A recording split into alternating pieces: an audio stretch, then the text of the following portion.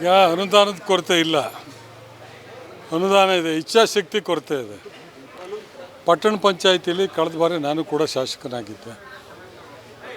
ನಗರೋತ್ಥಾನದಲ್ಲಿ ಇದಕ್ಕೆ ಅನುದಾನ ಈ ಭಾಗದ ಸದಸ್ಯರು ಎಷ್ಟು ಅಮೌಂಟ್ ಹೇಳ್ತಾರೆ ಅಷ್ಟು ಅಮೌಂಟನ್ನು ಇಟ್ಟು ಕಾಮಗಾರಿ ದಕ್ಷಿಣ ಕನ್ನಡ ಜಿಲ್ಲೆಯ ಒಬ್ಬ ಗುತ್ತಿಗೆದಾರರಿಗೆ ಆಯಿತು. ಅವರಿಗೆ ಆರೋಗ್ಯ ಸರಿ ಇಲ್ಲದಲ್ಲ ಅವರು ಹಸುನಿಗಿದ್ರು. ಹಂಗಾಗಿ ಸ್ವಲ್ಪ ನಿಮಗೆ ಗೊತ್ತಿದೆ ಸರ್ಕಾರದ ನೀತಿ ನಿಯಮಗಳು, ಆ ನಿಯಮ ಒಳಗಡೆ ಸ್ವಲ್ಪ ವಿಳಂಬ ಆಗಿದೆ. ಈ ವರ್ಷ ನಾವು ಹೆಚ್ಚುವರಿಯಾಗಿ 1 ಕೋಟಿ ರೂಪಾಯಿ ಅನುದಾನನ ಇದಕ್ಕೆ ಇಟ್ಟಿದ್ದೇವೆ.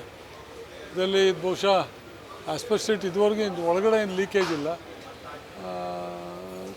ಕೆಲವು ಕಡೆ ಅಲ್ಲಿ ಏನು ವಿ ಶೇಪ್ ಮಾಡಿದರೆ ಅದು ಸರಿಯಾದ ರೀತಿಯಲ್ಲಿ ದೋಣಿ ನಿರ್ಮಾಣ ಮಾಡ್ದಲೇ ಅಲ್ಲಿ ತುಂಬ ಲೀಕೇಜ್ ಕಾಣ್ತಾ ಇದೆ. ಅದನ್ನು ದೋಣಿ ನಿರ್ಮಾಣ ಮಾಡೋದು ಅಥವಾ ಇದೇ ಆಸ್ಪೆಕ್ಟ್ ಸೀಟ್ ಅವರು ಹೇಳೋ ಪ್ರಕಾರ ತುಂಬ ಗಟ್ಟಿ ಇದೆ, ಭಾಳ ವರ್ಷದ್ದು, ಯಾವುದೇ ಸಮಸ್ಯೆ ಇಲ್ಲ ಅಂತ ಹೇಳ್ತಾರೆ. ಮೇಲೋಗಿ ಏನಾದರೂ ದುರಸ್ತಿ ಮಾಡುವಂಥ ಒಂದು ಸಾಧ್ಯತೆಗಳಿದ್ದರೆ ಅದಕ್ಕೂ ಸ್ವಲ್ಪ ಅಡ್ಡ ಏನಾದರೂ ಸಪೋರ್ಟಿವ್ ಪಟ್ಟಿ ಇಟ್ಕೊಂಡು ಅದ್ರ ಮೇಲೆ ಓಡಾಡಿ ಕ್ಲೀನಿಂಗ್ ಮಾಡಿ ಏನಾದರೂ ಪೇಂಟ್ ಹೊಡೆದು ಅದಕ್ಕೆ ಈ ಸಿಮೆಂಟ್ ಶೀಟಿಗೆ ಯಾವುದಾದ್ರೂ ಮಳೆಗಾಲದಲ್ಲಿ ತೊಂದರೆ ಆಗದಲ್ಲೇ ಇರೋ ರೀತಿ ಆ ಪೇಂಟ್ ಕಿತ್ತೋಗ್ದಲ್ಲೇ ರೀತಿ ಪೇಂಟ್ ಹೊಡೆದು ದುರಸ್ತಿ ಮಾಡೋಕ್ಕಾಗುತ್ತೋ ನೋಡ್ತೀವಿ. ಇಲ್ಲಾಂದರೆ ಯಾವುದಾದ್ರೂ ಹೊಸ ಶೀಟನ್ನು ಅಳವಡಿಸಿ ಮೆಟಲ್ ಶೀಟ್ ಹಾಕ್ಬೋದು, ಅಲ್ಯೂಮಿನಿಯಂ ಶೀಟು, ಸಿಕ್ಕಾಪಟ್ಟೆ ಸೌಂಡ್ ಬರುತ್ತೆ. ಆ ಪಫ್ ಶೀಟನ್ನು ಸರಿಯಾಗಿ ಸಿಸ್ಟಮೆಟಿಕ್ಕಾಗಿ ಮಾಡಿದ್ರೆ ಅದು ಕೂಡ ಲೀಕೇಜ್ ಬಂದಿರೋಂಥದ್ದಿದೆ, ಲೈಟ್ ವೇಟು. ಈಗ ಹೊಸದಾಗಿ ಒಂದು ಸ್ಯಾಂಡ್ ಬ್ಲಾಸ್ಟೆಡ್ ಅಲ್ಯೂಮಿನಿಯಂ ಶೀಟ್ ಬರ್ತಾಯಿದೆ, ಅದು ಸೌಂಡ್ ಬರೋಲ್ಲ. ಅದೇನಾದರೂ ಅವ್ರನ್ನ ನಾನು ಕಳಿಸ್ಕೊಡ್ತೀನಿ, ಅದು ಕೇರಳದ ಮೂಲದವರು, ಅವ್ರು ಕೆಲಸ ಮಾಡೋದ್ರೂ ಇಲ್ಲಿ ಕಳಿಸ್ಕೊಡ್ತೀನಿ, ಯಾವ ರೀತಿ ಮಾಡ್ಬೋದು, ಏನು ಉಂಡು ಎಷ್ಟು ಖರ್ಚಾಗುತ್ತೆ ಅಂತ ನೋಡಿ. ಇದಕ್ಕಿನ್ನೂ ಹೆಚ್ಚುವರಿ ಅನುದಾನ ಬೇಕು ಅಂದರೆ ಬರೆಸಿ 1 ವರ್ಷದಲ್ಲಿ ಅದನ್ನು ದುರಸ್ತಿ ಮಾಡುವಂಥ ಎಲ್ಲ ಪ್ರಯತ್ನಗಳನ್ನ ಮಾಡ್ತೀವಿ. ಈಗ ಅದಕ್ಕೆ ಈಗ ಎಸ್ಟಿಮೇಷನ್ ಮಾಡಿಸಿ ಈಗ 1 ಕೋಟಿ ಇಟ್ಟಿದ್ವಿ. ಇನ್ನೂ ಹೆಚ್ಚುವರಿ ಬೇಕು ಅಂದರೆ ಅದನ್ನು ಅನುದಾನ ಕೊಡ್ತೀವಿ. ಜೊತೆಗೆ ಬಸ್ ಸ್ಟ್ಯಾಂಡ್ ನಿರ್ಮಾಣ ಮಾಡೋದಕ್ಕೆ, ನಾವು ಆಟೋ ಸ್ಟ್ಯಾಂಡ್ ನಿರ್ಮಾಣ ಮಾಡೋದಕ್ಕೂ ಕೂಡ ಕ್ರಮ ವಹಿಸ್ತೀವಿ. ಈಗ ನೀವು ನೋಡಿದ್ದೀರಿ ಒಂದೊಂದಾಗಿ ಹಂತವಾಗಿ ಮಾಡ್ಕೊಂಡು ಬರ್ತಾಯಿದ್ದೀವಿ.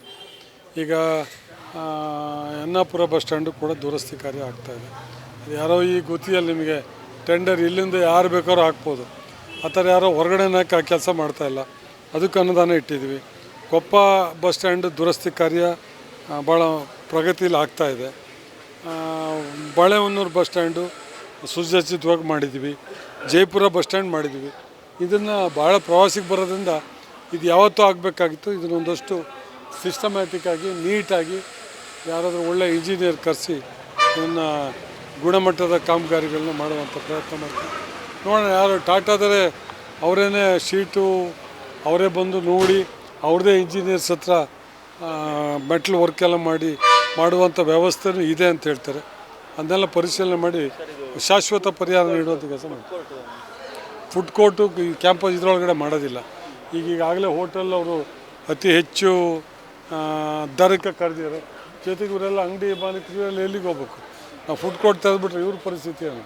ಬಾಡಿಗೆ ಫುಡ್ ಕೋರ್ಟ್ ಔಟ್ಸೈಡ್ ಮಾಡ್ತೀವಿ. ಆಟೋ ಸ್ಟ್ಯಾಂಡ್ ಏನಿದೆ ಅಲ್ಲೇ ಆಟೋ ಸ್ಟ್ಯಾಂಡು, ಇದನ್ನು ಸ್ವಲ್ಪ ನೀಟಾಗಿ ಇರುವಂಥ ವ್ಯವಸ್ಥೆನ ಸುಧಾರಣೆ ಮಾಡಿಕೊಡ್ತೀವಿ. ಈ ರೀತಿಯ ಇನ್ನಷ್ಟು ವಿಡಿಯೋಗಳು ನಿಮಗೆ ಸಿಗಬೇಕೇ? ಹಾಗಾದ್ರೆ ಈಗಲೇ ನ್ಯೂಸ್ ಮಲ್ನಾಡ್ ಚಾನೆಲ್ನ ಸಬ್ಸ್ಕ್ರೈಬ್ ಆಗಿ, ಕೆಳಗಿರೋ ಸಬ್ಸ್ಕ್ರೈಬ್ ಬಟನ್ ಮೇಲೆ ಕ್ಲಿಕ್ ಮಾಡಿ ಉಚಿತವಾಗಿ ಸಬ್ಸ್ಕ್ರೈಬ್ ಆಗಿ. ನಿಮ್ಮ ಒಂದೊಂದು ಸಬ್ಸ್ಕ್ರೈಬ್ ಕೂಡ ನಮಗೆ ಬೆಂಬಲ ಸ್ಫೂರ್ತಿ.